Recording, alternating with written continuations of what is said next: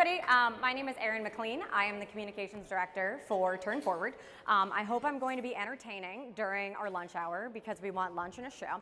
And so I'm here to talk about Turn Forward's polling efforts. But before I start, let me tell you a little bit about who Turn Forward is so that we can start in a good place.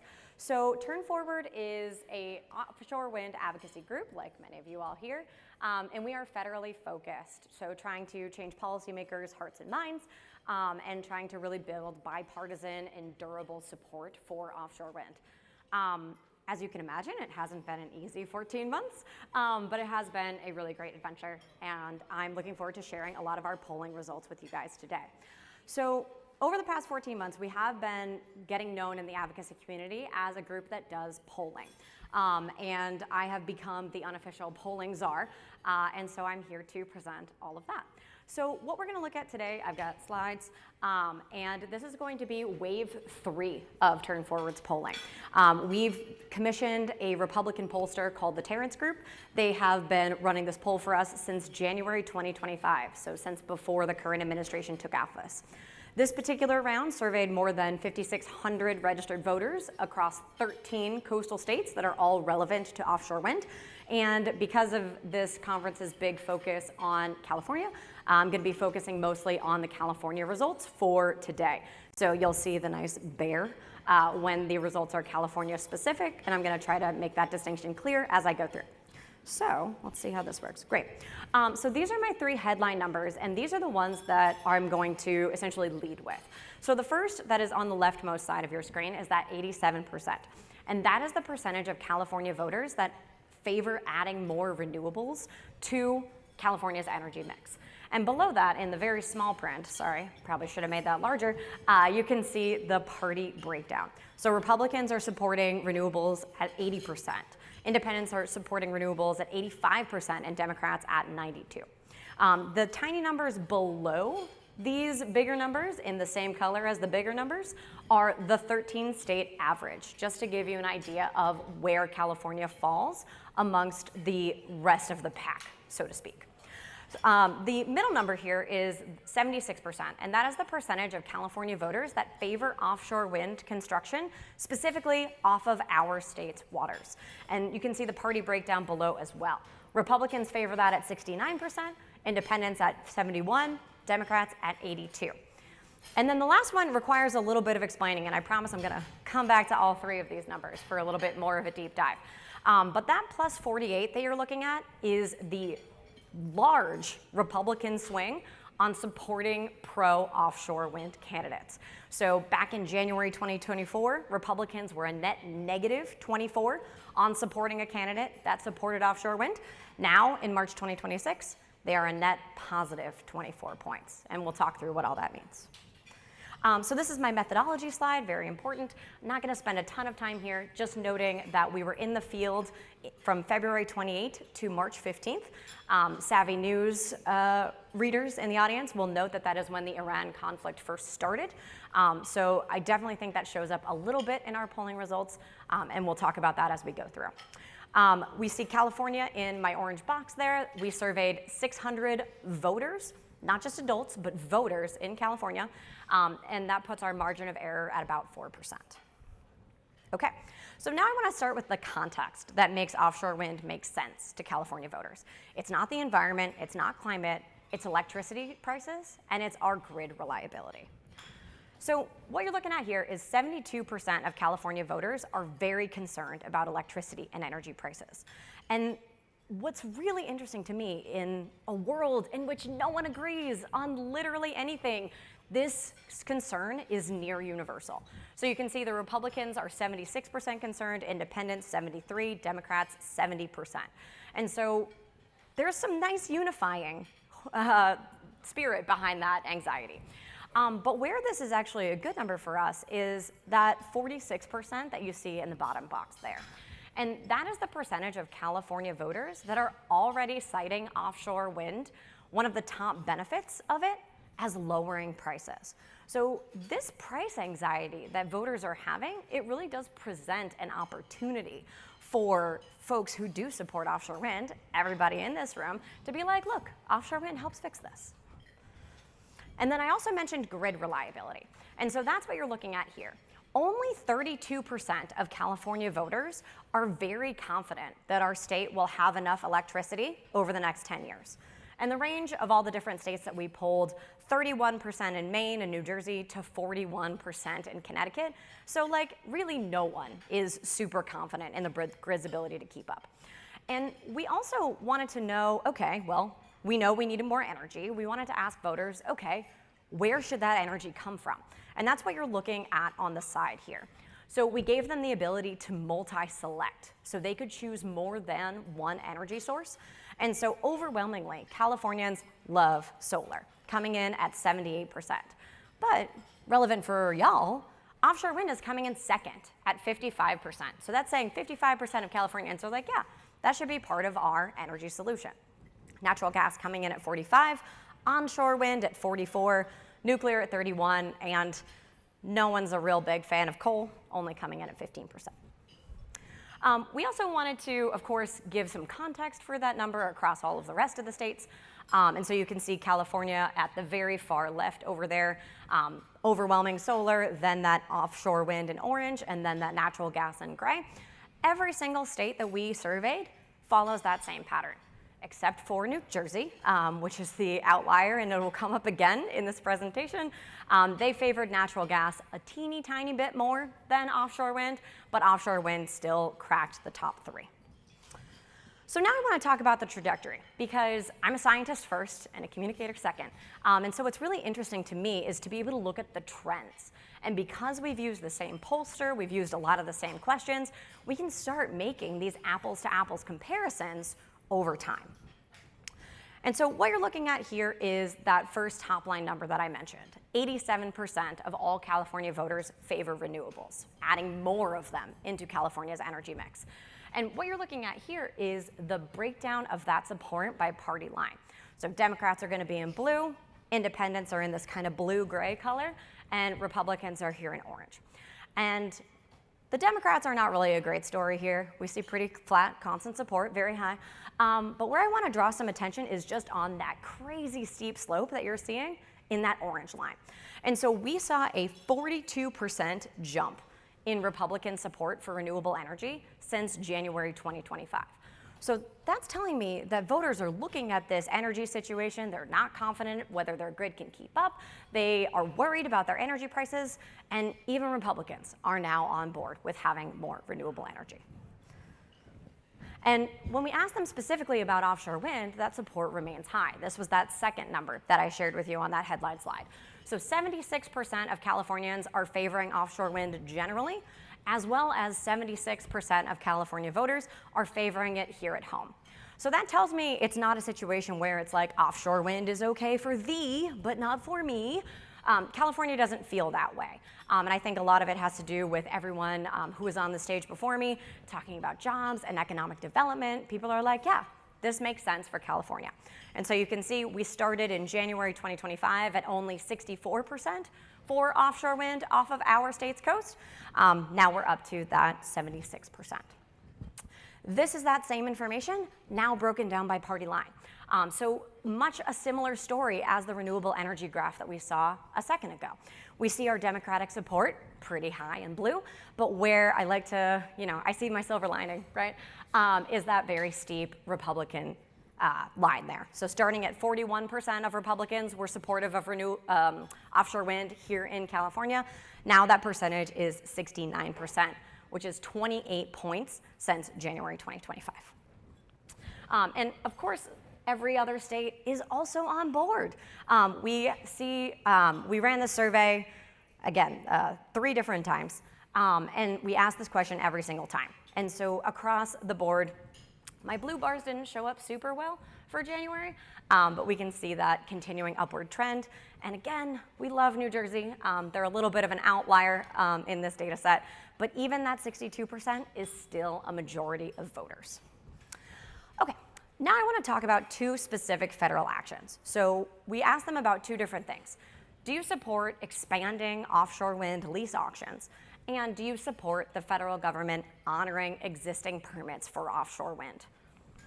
Here are the results for that. So on the left side here is the percentage of California voters that favor more offshore wind lease auctions. And that is up 9 points since January 2025. So it was 68% in January, now it's 77%. And before anybody asks this question, no, we did not tell them that leasing has been paused. The reason for that is we fielded this survey before the day one presidential memorandum that effectively halted all offshore wind leasing on the Outer Continental Shelf. And we wanted to be able to keep that question the same so that we could do those apples to apples comparisons. So some voters probably did know that offshore wind leasing is paused, and they still said, yes, let's do more of it. But probably not all voters knew about that presidential memorandum because the average voter probably doesn't think about offshore wind nearly as much as we all do. The second number that you're seeing here, the 66%, that is the percentage of Californians that feel that it is important for the federal government to honor previously permitted offshore wind projects. And you can see the party breakdown down below here. So the Republicans are agreeing with that at 60%, Independents at 53%, and Democrats at 78%.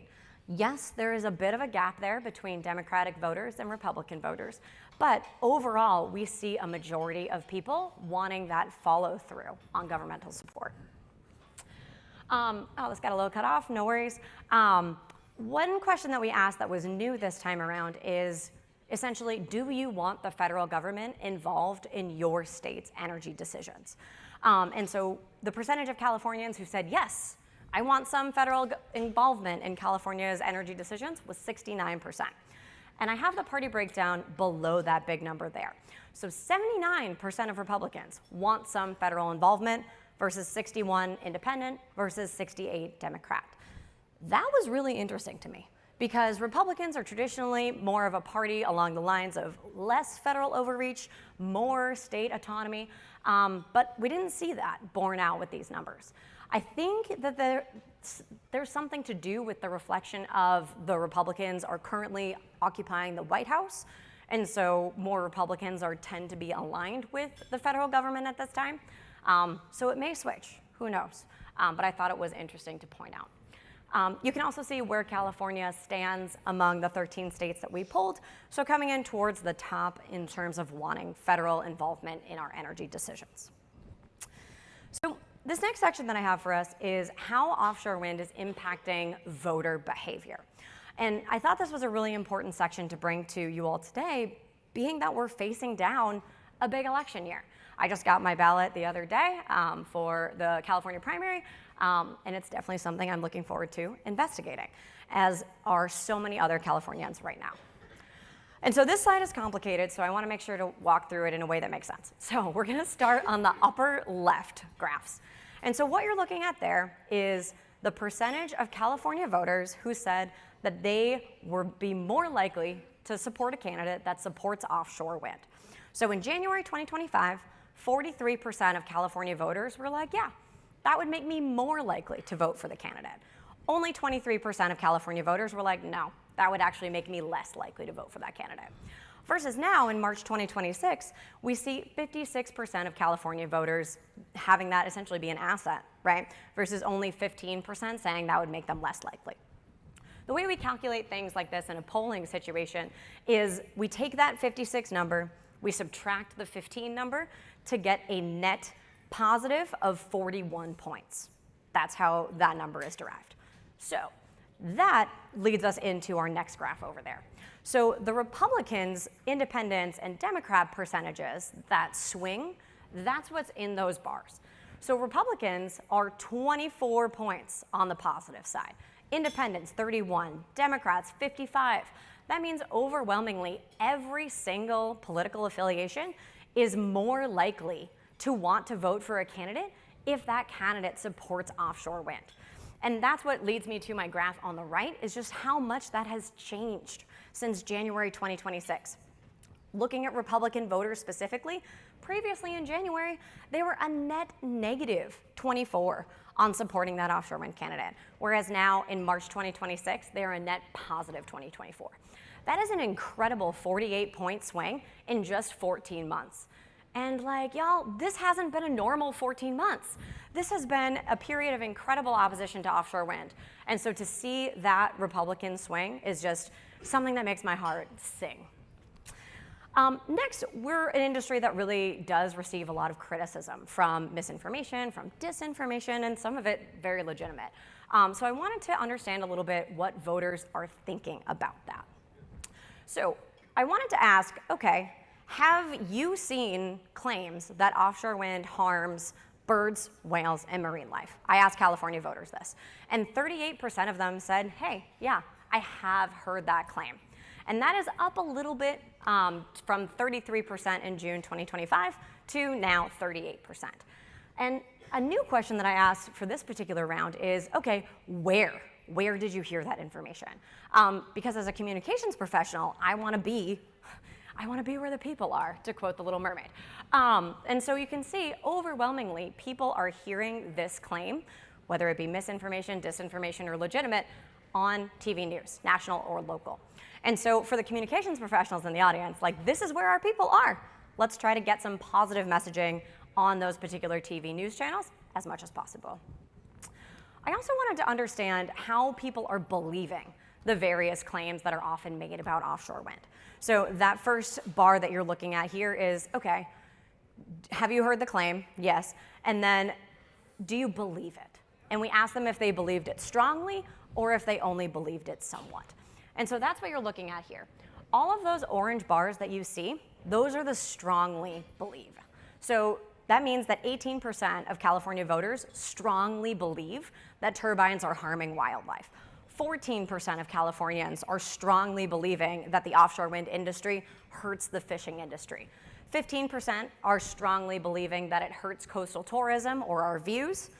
10% strongly believe that it harms military radar or national security concerns. And then the last 12% strongly believe that offshore wind is responsible for higher energy prices. So it's scary to look at these bars, especially, again, as a communications professional. I want to convince people of the opposite of these things. But the good news is that those strongly bars are small. And when beliefs are only shallowly held, like most people, meh, I somewhat believe that, those people are easier to persuade. Those people are easier to have their minds changed by good data or good experiences or a good interaction with a person or a trusted messenger.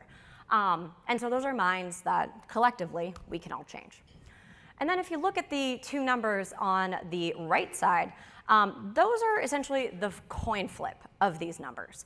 So if you take all of the people who say they either strongly or somewhat believe that offshore wind is responsible for driving up these energy prices, 59% believe the opposite. They do not believe that statement. And so I'm choosing to hold on to that number because it's a majority, right? And then 55%, a majority again, are not believing that offshore wind harms military radar or national security.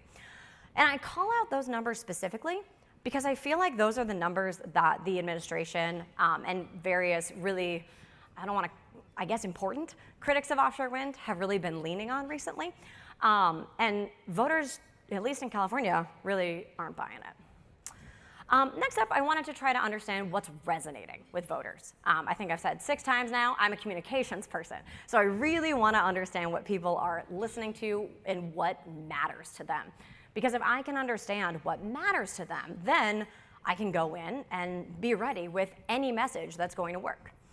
So to try to understand that, I first need to back up a little bit and talk about the context that people are in. So again, little cutoff, but that's okay. 30% of our California voters have seen, read, or heard anything about offshore wind projects over the past, I think we gave them the time frame of the last month. So people are really not that aware of offshore wind, which is kind of the joke that I made before, right? The normal person does not think about offshore wind with the constantness that we all do. And that's down from 39% in June 2025. I do think a little bit of that is driven by the fact that here on the West Coast, we have a little bit less going on in terms of visible construction. When I gave this presentation to a room full of New York folks, for example, they have construction, it's happening off their coast. So they hear about it a lot more. But what's really good news is the right side of this graph here. 51% of the people who have heard something about offshore wind recently are describing it as positive. So I feel like that's a good kudos to all of you for doing some really great work on talking about the great stories that California already has to tell. Only 15% of people are describing it as negative. And so I want to keep that percentage as low as possible, so keep killing it, keep doing good work. We also asked people okay, the administration has been pausing or canceling some offshore wind projects recently, and this was before the settlement deals were announced, so take that with what you want. But we asked them, okay, when these offshore wind projects are canceled or delayed, what are you worried about happening as a result of those cancellations? And overwhelmingly, people were worried about having higher electricity prices during peak demand as a result of these canceled projects. So that harkens back really well to my first slide, where voters are overwhelmingly concerned about their energy bill. They're overwhelmingly worried that the grid isn't going to keep up, and these numbers reflect that. And again, in a world where no one agrees on anything, this is basically universal in terms of party. I also wanted to try to understand what reasons people had for supporting offshore wind. So essentially what I did was I had a battery of message testing for people. I said, not me, but the person making the phone call was okay, offshore wind will make your air and water cleaner, improving public health outcomes. Does that sentence make you more likely to support offshore wind, or does that make you less likely to support offshore wind? And if they said yeah, we asked them, does it make you strongly support offshore wind or only somewhat? And so that's what you're looking at here in this graph here. The darker blue is the strongly versus the lighter gray is the somewhat. And so there's really no clear answer. There's really no silver bullet that brings everyone to the table for offshore wind support, which honestly I think is great news for us. Because my friend and mentor, Catherine Bowes, used to say, no matter what you want out of life, offshore wind can help you do it. Do you want to help the climate and reduce the carbon impact? Offshore wind's gotcha. Do you want to give the United States more energy independence and freedom from volatile fossil fuels? Offshore wind. Do you want to have jobs and economic investment? You guessed it, offshore wind again. So it seems like everyone is kind of on board with that general idea. There's really no one message that stands out over all of the others. So that brings me to the last of my presentation. So I got some resources for you. So I have all of this information available on Turn Forward's website, and I also have additional resources for you. So our pollster, BJ Martino of the Terrence Group, gave a webinar about this information back in April. It was April 8th. And so you can access their official polling memo. You can access their webinar recording, as well as their original slides that they did, which cover the 13 states, not just California, so it would be new information. I also have a fact sheet available for every single state that we did the survey in, so you can find the California state fact sheet there. Feel free to bring it wherever, into offices, into public meetings, into whatever room you want to be in, you are more than welcome. That QR code will take you to that page on our website, and I also put my email up there as well. I love this part of my job. I hope it's very clear from my presentation. So I'm always happy to talk polling at any time.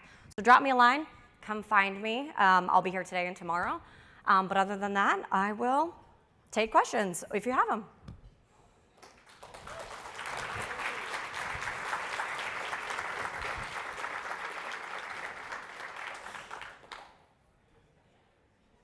Yeah. What's the polling methodology as far as location is concerned? Because if you're in a state like California, you sampled 600 voters according to before, where are you polling them in and how are you finding them? Excellent question. So for those who couldn't hear, he asked about where these voters are. Given that California is a huge state, we need to make sure we are surveying all of it. So yes, I have voters that are essentially spread out across the entire state. So that includes all of our major metro areas from San Francisco to LA down to San Diego, but also includes rural and inland. So like trying to talk to the folks who are a little bit more out of the beaten path, even if they're not coastal. Also, of course, grabbing our North Coast residents, our Central Coast residents. And so we tried to grab a representative sample of 600 folks. In terms of the methodology, we did mostly online with some phone calls. So we tried to reach people essentially wherever they were. Great question. Anybody else? Yeah, Adam.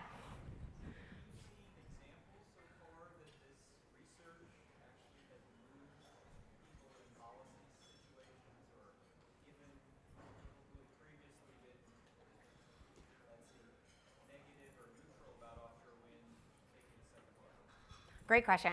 So he asked, do you have any examples of how this research has actually been impactful to move policymakers or people who were negative on offshore wind to make them neutral or neutral to make them positive? I don't have any concrete examples that I can think of at this time, but I would love to hear them. So like as I have all of these resources available for you all, if you go into an office with one of these fact sheets and it absolutely kills, it changes hearts and minds, please drop me an email and let me know, because I would love to know about that. In terms of what Turn Forward is working on, I send all of these fact sheets out to basically every single energy staffer in all of these different states. So I'm definitely getting the word out there and making sure people know about this public opinion research, because it's really showing that the people want offshore wind, and hopefully that will influence some voter behavior. Yeah.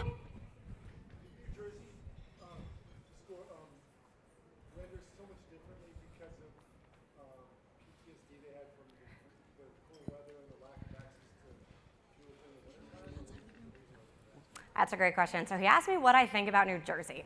We could fill an entire presentation with what I think about New Jersey in a very positive way. I love New Jersey. But I do think that there is some PTSD, not necessarily from the winter storms, but from the various misinformation campaigns that are alive and well there.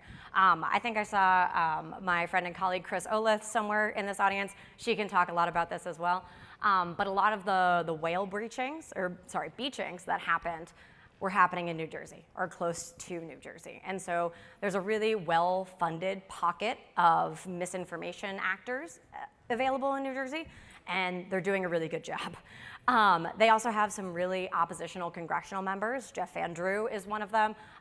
Chris Smith is Maryland, but there's another one that I can't think of. But they just have a lot more working against them in terms of misinformation and disinformation. Yeah.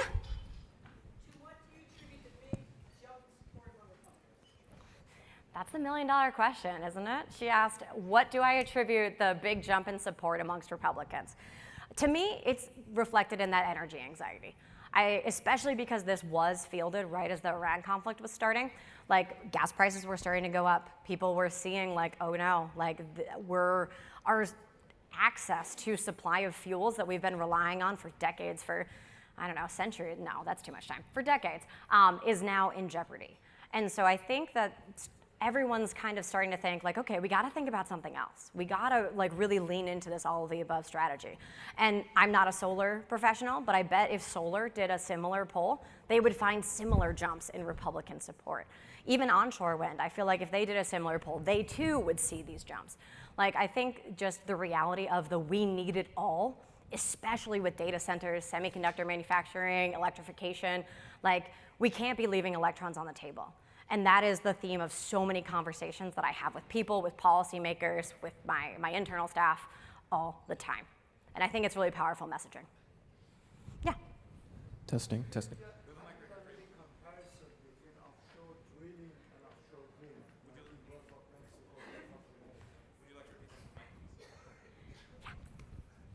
Thank you for the presentation. Have you done any comparison of offshore drilling versus offshore wind, for example, in the Gulf of Mexico?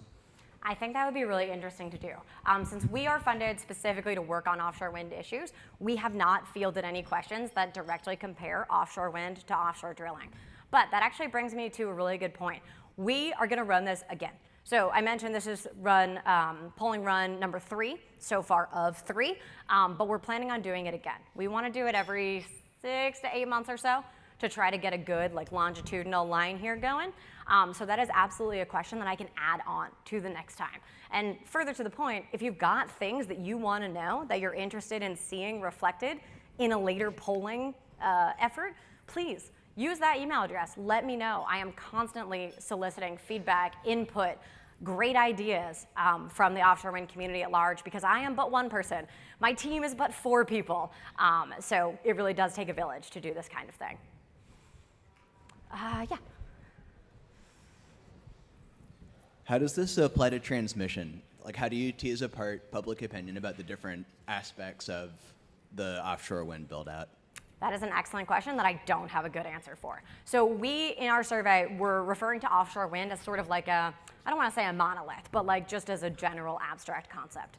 And we let voters decide what a lot of this stuff meant to them. We did not necessarily want to get too prescriptive to it.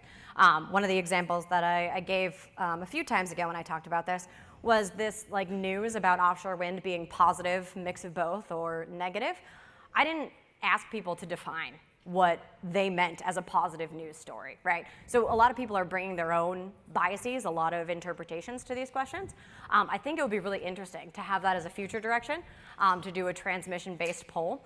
And if groups are more focused on transmission than I am, I would love to sit with you and share my methodology, like my survey instrument, and we can try to do a lot of the same language so that we can more directly compare. Great question. Others? This is great. Yeah, go.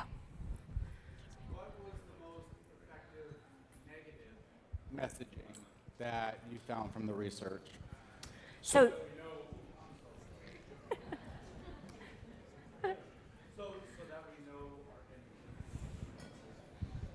that's a great question. So he asked, what is the most effective negative messaging?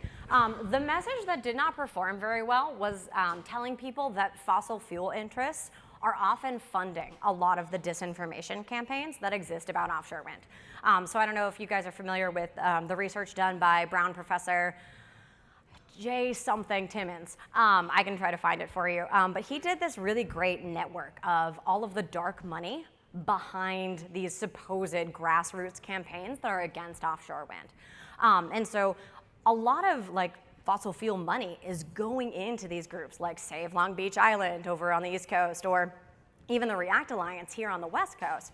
They're getting funding from people who also fund fossil fuel stuff. So telling people that did not make them more likely to support offshore wind, really. I think it's like too inside baseball for folks, but that's sort of the limit of what I can tell you.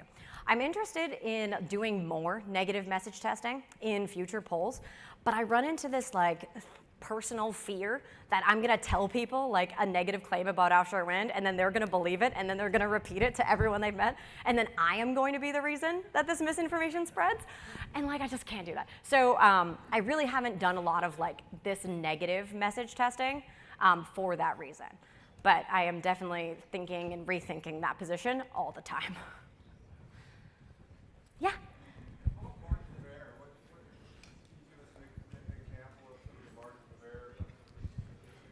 Yeah, great question.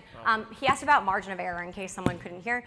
Because it was 600 voters in the California sample set, the margin of error is about 4%. That was an easy one. Anybody else? Oh, yeah. Hi. Hi. I'm Celine from Sierco Energy. I was wondering, have you compared it to real voting results, or are you going to compare it? That is a really interesting idea. I have not thought about doing that, but I think it's definitely something that we could investigate. I haven't decided when I'm going to run the next poll, if I'm going to try to do it before midterm elections or after midterm elections. That's kind of the choice I'm making with my team right now. But I do think that would be really interesting to look at.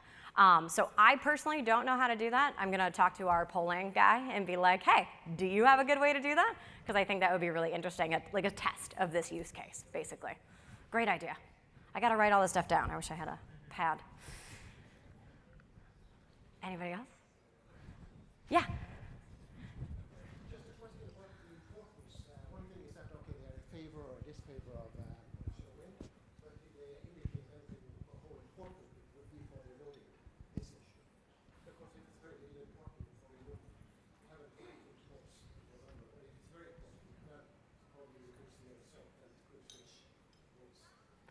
I'm not 100% sure. Like, did we ask people how important do they think offshore wind is?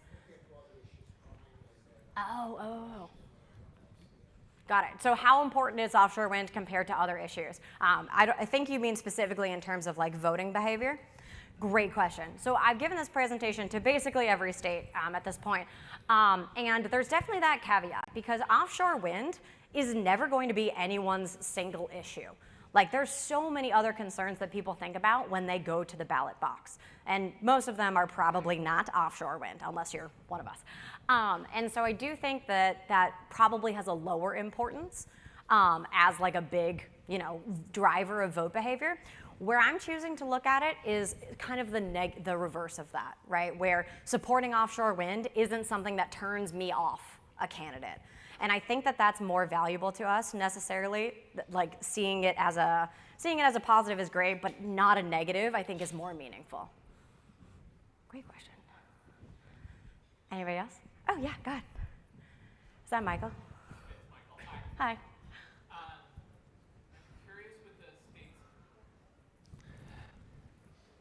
I'm curious with the 13 states that you've looked at, if you've started thinking about how offshore wind can be shared to the states that are their neighbors. If you're thinking about, it's not just offshore wind for one dedicated state, but it's for a regional approach. Are you starting to think about polling if people have been saying, is this something that is good just for me and my neighbors, or is it good for the broader region? That's an interesting idea, especially with the new regional approach that Kaiso just talked about. I have not looked into that much because I've really been focusing on sort of like the state and what it does. I also haven't even really been doing like aggregating these numbers by region, but I think that would be interesting too, like taking a look at New York and New Jersey together and see how the regional approach is. For us, looking at California and Oregon and kind of seeing like what the synthesis is. That's not research that I've done, but I think it'd be really interesting to talk to the polling guy about and really dive into. It's a great idea. Yeah. This isn't your last time to ask questions. I'm very approachable. Find me wherever. All right. Well, thank you all for your attention. I hope it was interesting.